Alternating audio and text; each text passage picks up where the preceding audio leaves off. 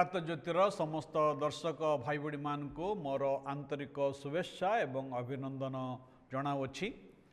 ईश्वरंकर धन्यवाद हो जे आपण माने नियमित भाव में ए कार्यक्रम देखुंट। मु विश्वास करुच्ची जे कार्यक्रम नियमित भाव में देखा द्वारा आपण माने ईश्वरंकर आशीर्वाद को प्राप्त होउछंती।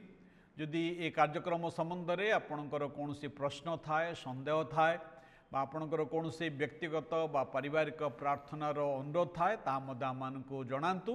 आम निश्चय आपणकर प्रश्न उत्तर देवाई चेष्टा करूँ एवं आपणकर निमंते आम नियमित भाव में प्रार्थना करुअछु। तेबे आसंता माने आजर कार्यक्रम आग को बढ़िबा।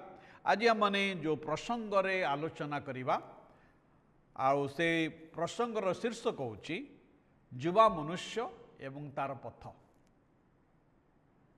आमर आलोचना निमंते ईश्वर वाक्य बाइबल रु गीत संहिता तार 119 गीतर 9 पद माने पाठ करिबा।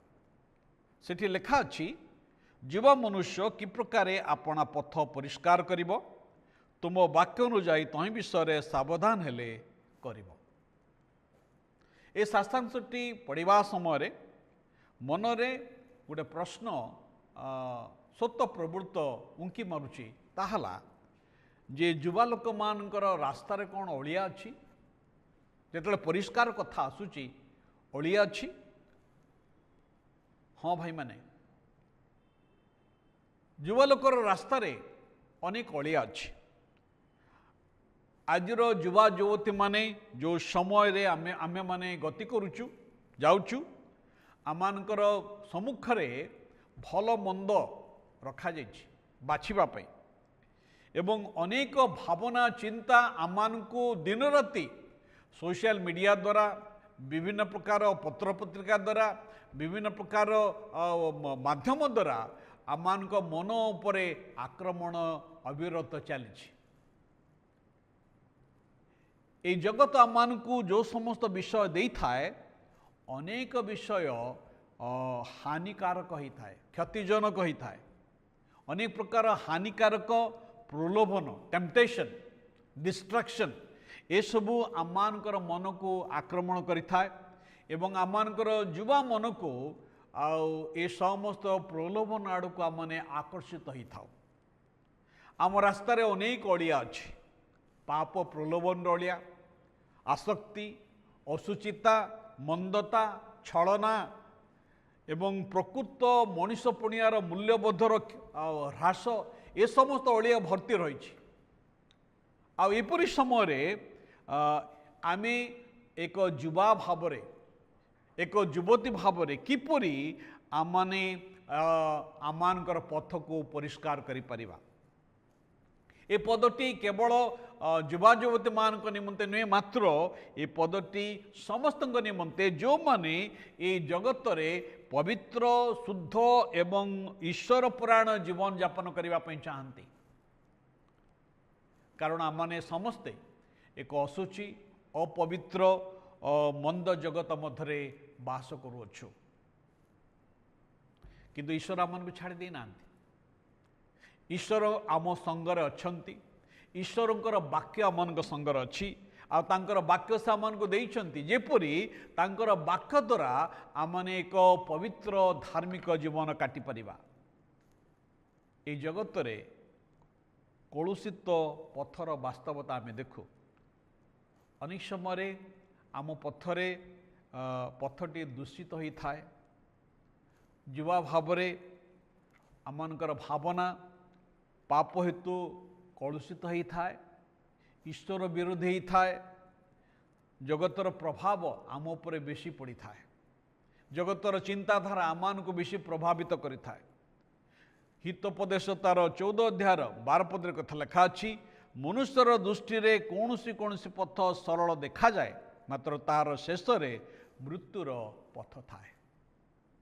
अनेक युवती माने सेमानकर सांगसाथी मान द्वारा भूल बाटरे चली जाई थांती। मीडिया द्वारा विभिन्न प्रकार आसक्ति द्वारा आडिक्शन द्वारा गर्व अहंकार द्वारा से भूल रास्ता को चली जाई थांती। जीवन रे भूल निष्पत्ति सब नहीं थांती। आजर समस्यार केन्द्र होची हृदय। The heart of problem is the heart. Jeremiah तार 17 अध्याय 9 पद कथा लिखा अच्छी अंतकरण सबुठारो कपटमय वो प्रीतकर कार्य रूपे पीड़ित किए ता जानीपे। भाई भणी माने आमर समस्या होची आमर अंतकरण। आजर समस्या आचरण नुहे, आजर समस्या होची आमानकर आभ्यंतरीण जीवन, आमानकर इनर लाइफ जो जो स्थान रे आमने भावना करि थाउ, इच्छा करि थाउ एवं जो स्थान रे आमानकर प्रेम उत्पन्न ही थाए।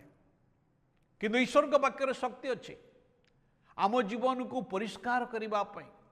युवा लोक किपर आपण पथ परिष्कार करें ना ईश्वर वाक्य को जिते से व्यवहार करे। कारण ईश्वर वाक्य ऐना सदृश, ईश्वर वाक्य आमानकर प्रकृत छवि को देखाए, प्रकृत रूप को देखाए। जिते मैंने दर्पण सम्मुख में ठिया थाऊ आउ से समय आमानकर चेहरा रे कौन लगे, आम चेहरा कि प्रकार सब आम स्पष्ट भाव में देखिपारि था। भाई भणी माने ईश्वर वाक्य आम को आमर हृदयर आमर जीवन प्रकृत छवि को देखई थाए। ईश्वर वाक्य केवल आम प्रकृत छवि को देखे नीरव रही जाई न थाए। ईश्वर वाक्य आमान को जीवन को धौत करिथाए, आमान को मंद ठारू रक्षा करिथाए। ईश्वर का वाक्य आमान को एक परिष्कृत जीवन दे थाए। ईश्वर का वाक्य मध्य आमान को समस्त मंद ठारू ढाल स्वरूप आमान को सील स्वरूप रक्षा करिथाए। पुरातन समय सैनिक माने समाने ढाल को व्यवहार करते आ ढाल सब से तीर सब ढाल रे बाजुला। ठीक से परी जिते शत्रु शैतान दुष्टात्मा आ मंदात्मार जिते विभिन्न प्रकार तीर जिते आसब आउ से विश्वास रूपक ढाल ईश्वर वाक्य ता बाजिब आमको क्षति पहुँचेब ना।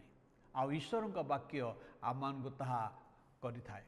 ईश्वर वाक्य आमान को पाप रक्षा करिथाए एवं ईश्वर वाक्य आमान को शक्ति दे थाए।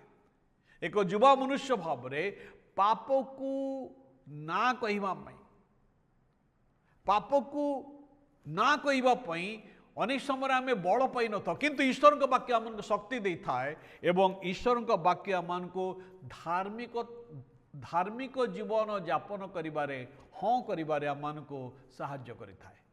ईश्वर वाक्य आमान को धार्मिक जीवन काटिबारे साहाय्य करिथाए। ईश्वर वाक्य आमान प्रति प्रतिटी पदक्षेप नेबारे एवरी डिसीजन्स नेबारे साहाय्य करिथाए। से ईश्वर वाक्य कथा लिखा अछि तुम वाक्य मो चरण पाई प्रदीप और मो पथ पाई आलो अटे। भाई भणी माने ईश्वर वाक्य आमान को कौन करे, आमर पथ को परिष्कार करे, आमर रास्ता को उज्जवल करे, आम स्पष्ट भाव में आम जीवन को देखी पारि था। ईश्वर वाक्य आमान को क्लारिटी एवं जीवन रे गाइडेंस दे थाए। से ईश्वर वाक्य को आमान को ध्यान करने आवश्यक, ईश्वर वाक्य को नियमित भाव में ध्यान करने आवश्यक एवं ईश्वर वाक्य केवल पाठ करवा नहीं, ईश्वर वाक्य रे जो आदेश दि जाइए, जो नियम दि जाइए ताकू पालन करवा, एक उत्तरदायी जीवन यापन करंतु, एक अनुतापर जीवन यापन करंतु एवं प्रभु जीशु ख्रीष्टଙ୍କ परे आपणकर दृष्टि को स्थिर रखंतु। एक युवा भाव में जदि आपण प्रभु ख्रीष्टଙ୍କ परे आपणकर दृष्टि को स्थिर रखिबे, आपणक जीवन रे केबे मध्य विफल हेबे नहीं, आपणक रास्ता परिष्कार हो। प्रभु आम समस्त आशीर्वाद करंतु। धन्यवाद।